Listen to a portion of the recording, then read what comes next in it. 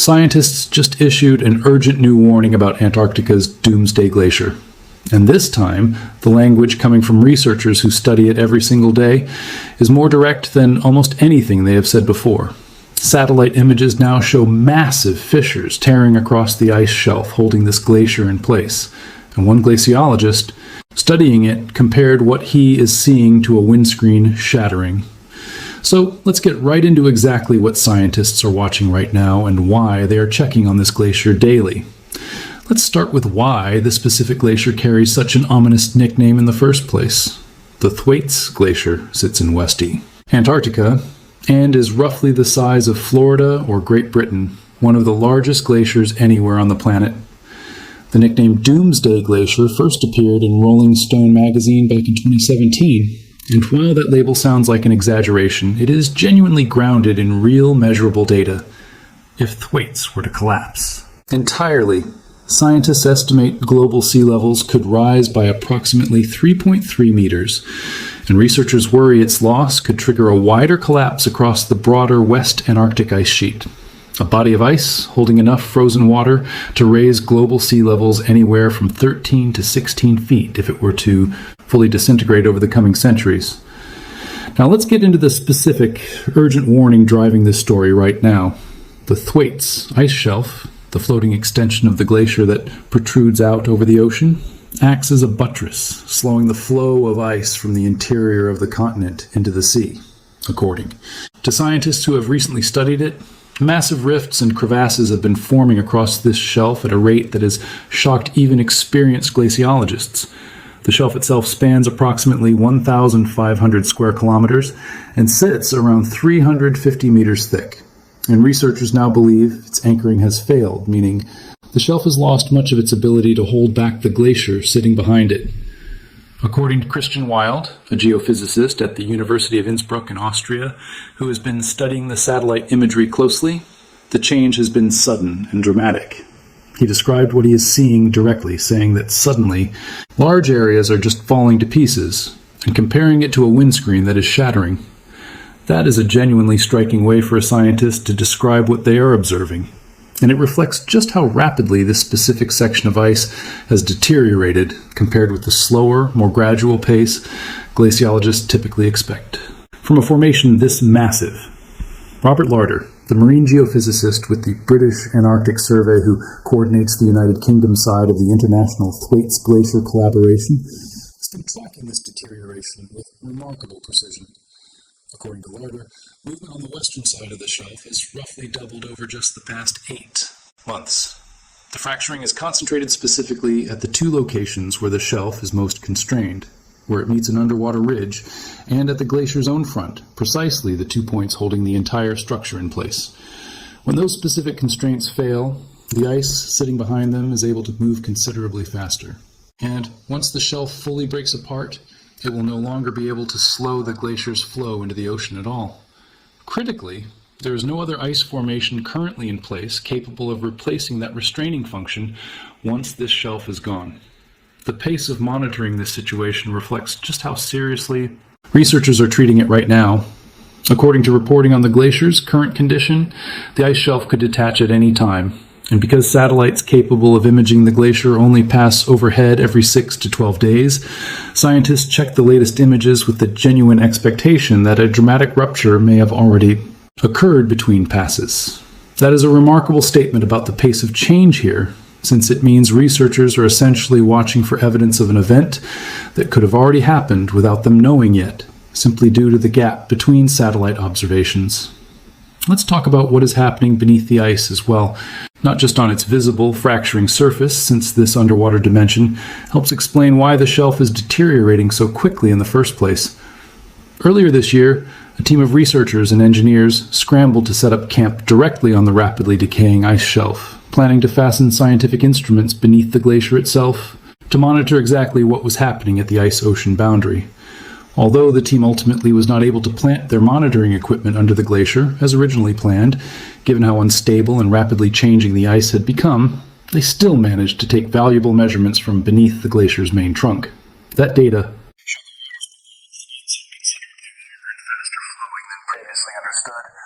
offering a genuine puzzlement as to why the glacier is collapsing at such a rapid pace from underneath, even as the surface fracturing tells its own dramatic story from above. This underwater warning connects to a broader pattern researchers have identified involving shifts in ocean circulation around the glacier. Changes in how ocean currents move around Thwaites are allowing water that is roughly 1 degree Celsius warmer than in previous years to reach the underside of the ice shelf and the base of the glacier itself, water considerably warmer than what this ice has historically been exposed to. Given that ocean water this close to its freezing point can still melt enormous quantities of ice through direct contact, even a relatively modest temperature increase of around 1 degree can meaningfully accelerate melting at the base of a glacier this size, since the sheer surface area of ice in contact with that slightly warmer water is so enormous.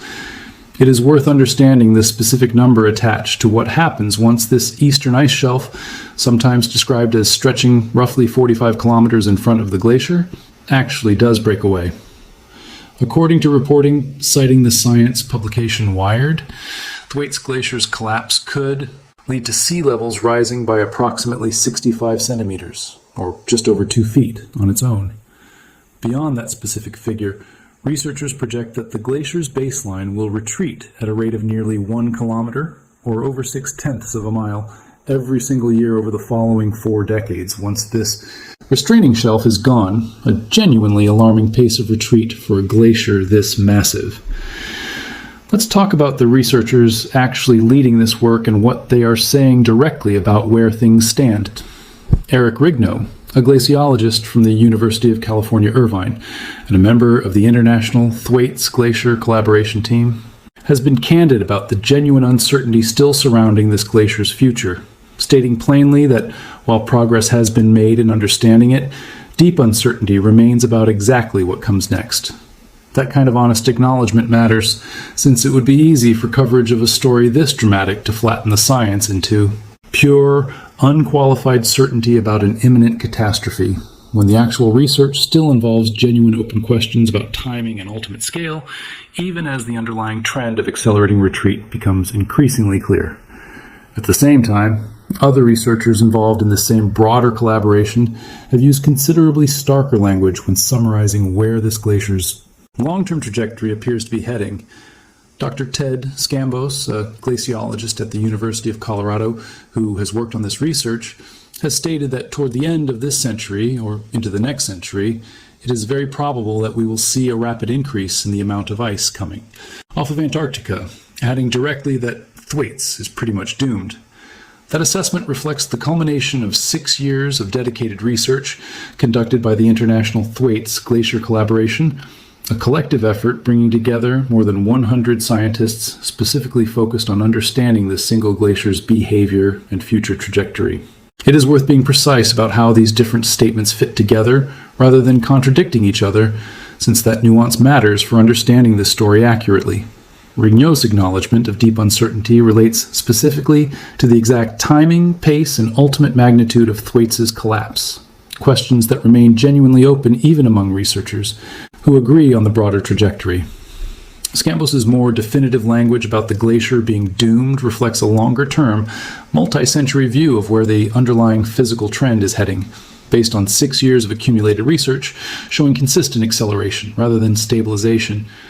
Both perspectives can be true simultaneously, a long-term trajectory that researchers consider highly likely to continue toward eventual major ice loss, combined with genuine, honest uncertainty about the precise near-term timeline for any single specific milestone along that path, like this year's expected eastern ice shelf breakup specifically. So what does all of this actually mean for anyone watching the story unfold from thousands of miles away? This is not a scenario where global sea levels are about to rise dramatically within the next few months, or even the next few years. The 65 centimeter figure tied to this specific eastern ice shelf loss represents a process researchers expect to unfold over decades, not overnight.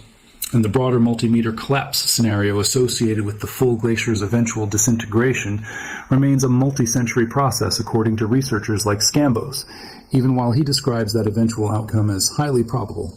What has genuinely changed, and what justifies researchers describing this as an urgent new warning right now, is the pace at which the specific near-term milestone of this eastern ice shelf's collapse appears to be approaching, with movement on its western side literally doubling within just the past 8 months alone, and satellite imagery showing fracturing severe enough that a trained glaciologist reached for the image of a shattering windscreen to describe what he was looking at.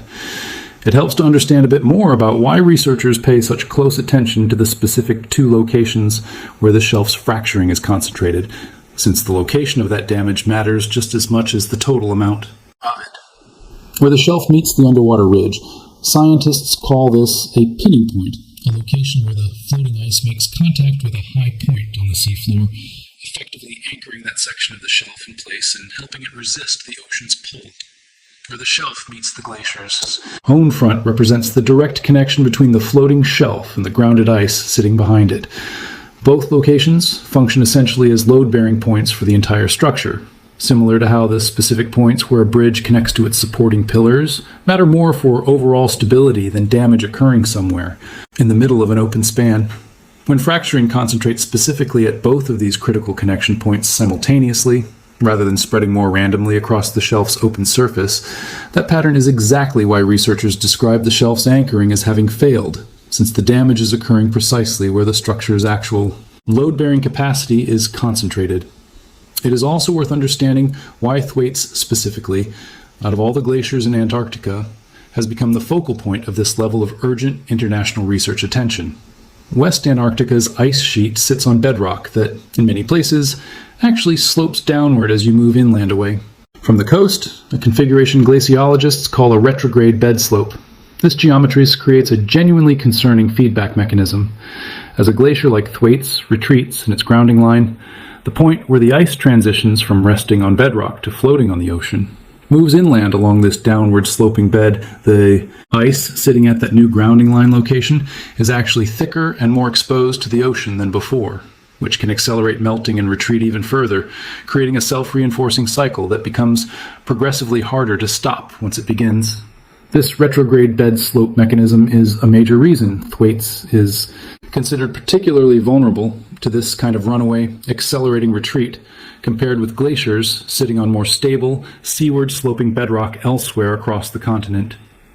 There is also real value in understanding just how significant the international Thwaites Glacier collaboration itself is as a scientific undertaking, since the scale of this research effort reflects how seriously the broader scientific community treats this single glacier's importance. Bringing together more than 100 scientists across the United States and United Kingdom specifically to study one glacier represents an extraordinary concentration of research resources, funding, and expertise, reflecting genuine international consensus that understanding Thwaites' behavior carries consequences extending far beyond Antarctica itself. Researchers involved in this collaboration have deployed underwater robots, ice-breaking research vessels, satellite monitoring systems, and attempted direct instrumentation beneath the ice itself, precisely the kind of comprehensive, multi-method research approach necessary to properly understand a system this complex, remote, and rapidly changing. Let's bring this all together. Antarctica's Thwaites Glacier, nicknamed the Doomsday Glacier for its enormous scale and its potential to contribute significantly to global sea level rise, is now the subject of a genuinely urgent new warning from the scientists who study it most closely. Satellite imagery shows the glacier's protective eastern ice shelf fracturing dramatically, with researchers like Christian Wilde describing the deterioration in stark terms, and Robert Larder documenting that movement on the shelf's western side has roughly doubled over just the past 8 months. Beneath the surface, direct measurements have revealed water considerably warmer and faster flowing than previously understood, helping explain why this collapse is accelerating the way it is. While researchers like Eric Rigno are careful to acknowledge genuine remaining uncertainty about the exact timeline and ultimate scale of this process, others involved in the same 6-year research collaboration, including Dr. Ted Scambos, describe the glacier's long-term fate in considerably more definitive terms, warning that Thwaites is pretty much doomed over the coming century or two. What connects both perspectives is a shared, well-documented trend of consistent acceleration, now advancing quickly enough that scientists are checking satellite imagery daily, genuinely uncertain whether a dramatic rupture may have already occurred in the gap since their last available image. I will keep tracking this story closely as researchers continue monitoring the eastern ice shelf's expected breakup. So make sure you are subscribed to the channel and have notifications turned on for whenever there is meaningful new research or new satellite imagery on this glacier. There is something worth sitting with in the specific image Christian Wilde reached for when describing what he was seeing in the satellite data, a windscreen shattering. That is not the language of gradual, predictable change scientists typically use when describing glacial retreat, a process most people picture unfolding slowly, almost imperceptibly, over many decades. It is the language of sudden structural failure, the kind of moment where a system that had been holding together despite mounting stress abruptly gives way all at once. Whether that specific framing turns out to be the most accurate way to describe exactly how this eastern ice shelf finally breaks apart, or whether the actual event unfolds somewhat more gradually once it begins, researchers will only know for certain once it actually happens, likely first spotted in the gap between one satellite pass and the next.